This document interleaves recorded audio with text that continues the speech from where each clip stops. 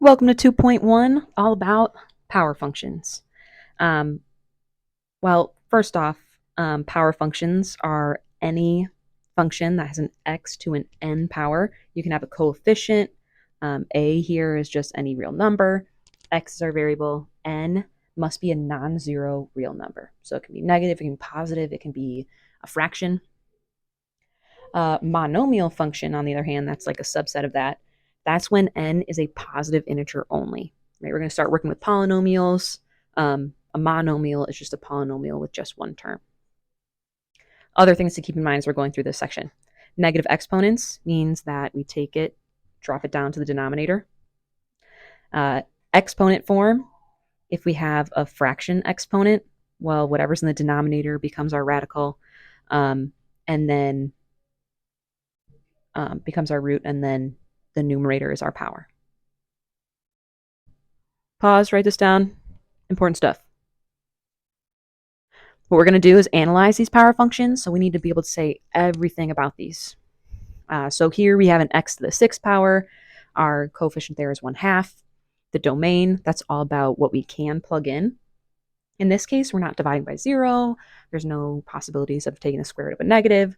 So our domain, we can say, is all real numbers, or say it's from negative infinity to infinity.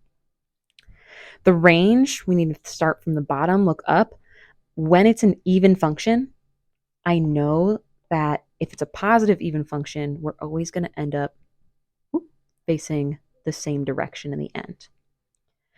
So since it's to the sixth power, we know it's going to be up, up, because that coefficient in front is positive. Since there's no sort of vertical shift, it's going to start at 0. So our range is from 0 to infinity. We can also double check this by going to our calculator and looking at our graph.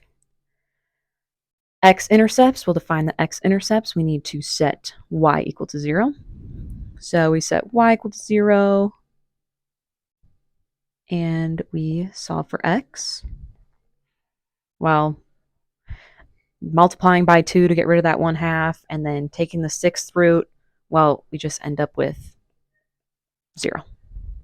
The y-intercept in this case, well, same thing. I'm plugging 0 for x. 0 times 1/2 is just 0, so our y-intercept is also 0. End behavior is the fun one. I've already talked about this one a little bit when looking at the domain and the range. As we go to the left, as we go to the right, as we go to infinity, what's happening to the graph? Well, since it's a positive power, we're going to go up into infinity. And since that power is even when we go toward negative infinity in the x values, well, we're still going to be going up to infinity. Increasing, decreasing, continuity, these will all have to graph. I'm going to skip it for now. We'll look at it here. So this is a different function. We have a negative exponent here. So remember that this right here is the same as 2 over x to the fourth. Our domain, well, now we have a possibility of dividing by 0. Number we can't plug in, 0. So our domain goes from negative infinity all the way up until 0, and then 0 all the way up until infinity. We can see from our graph we have here in the bottom, and because we're dealing with a rational function, that we will never get a y value of 0. Right? There's no way to divide a number by anything and get 0. So our range, similar things going to happen, except since we have an even power, well, notice how they are both in the positive y quadrants. So that means our range, we're just looking at 0, but not touching it, going all the way to infinity. X-intercepts, we're looking. I'm looking at the graph for this one. There are none. And I know there's no x-intercepts because I can't plug in 0 for y, right? Like it's not possible, it won't happen. And I know there's no y-intercepts because I can't plug in 0 for x, because that would mean I'm dividing by 0. So there's none of those either. Our end behavior, we're going to refer to our graph here, or we could remember what happens as we plug in a really, really big number. Well, dividing by a big number means we're getting closer and closer and closer to 0. So looking at the graph or knowing what we know about end behavior, we know that that's approaching zero. Increasing and decreasing. This one looks really confusing because it looks like it's flat. Now, when we're looking at our graph here, it looks like it's flat, but it's not. It's just growing.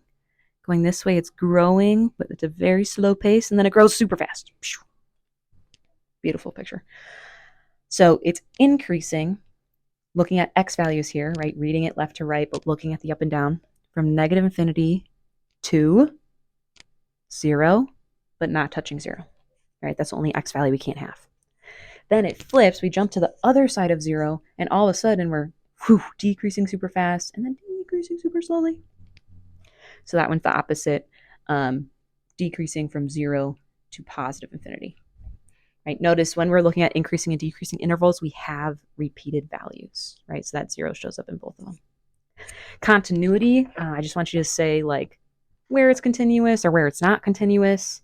And this one we said, well, we can't plug in 0 for x. So continuity, you can write the domain, or we can just say like x cannot equal 0 for continuity. And that's how we analyze power functions. If you want to give another one a try on your own. Oh, there's the answers. Okay. If you want to give another one a try on your own, take a look at this one. I got the graph there for you. Describe all those same things, and you can check it.